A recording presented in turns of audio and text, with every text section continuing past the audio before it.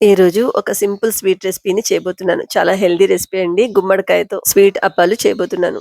దీని preparation time కూడా చాలా తక్కువ. పిల్లలైతే చాలా ఇష్టంగా తింటారు. దీనికోసం ముందుగా ఇలా గుమ్మడికాయ ముక్కల్ని స్కిన్ పీల్ చేసి తీసుకోవాలి. తర్వాత వాటిని కొంచెం వాటర్ వేసి బాయిల్ అయినా చేసుకోవచ్చు. ఇలా స్టీమ్ అయినా చేయొచ్చు.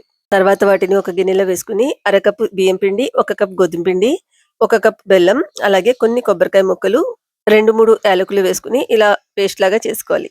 తర్వాత ఇందులో ఒక టీ స్పూన్ బేకింగ్ సోడా కూడా వేసుకుని బాగా మిక్స్ చేసుకోవాలి. నెక్స్ట్ ఒక అప్పే పాన్‌లో నెయ్యి గాని, ఆయిల్ గాని వేసుకుని మనం ప్రిపేర్ చేసుకున్న బ్యాటర్‌ని ఇందులో కొంచెం కొంచెంగా వేసుకుని లో ఫ్లేమ్ మీద మూత పెట్టుకొని కుక్ చేసుకోవాలి. ఒకవైపు పూర్తిగా కాలిన తర్వాత తిప్పుకొని ఇంకొక వైపు కూడా కుక్ చేసుకుంటే ఎంతో రుచిగా ఉండే ఈ స్వీట్ రెసిపీ అయితే రెడీ అయిపోతుంది.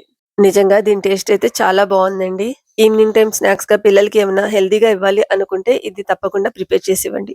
అలాగే వీడియో నచ్చితే తప్పకుండా లైక్ చేయండి. అండ్ ఇలాంటి హెల్తీ అండ్ టేస్టీ రెసిపీస్ కోసం ఫాలో చేయండి.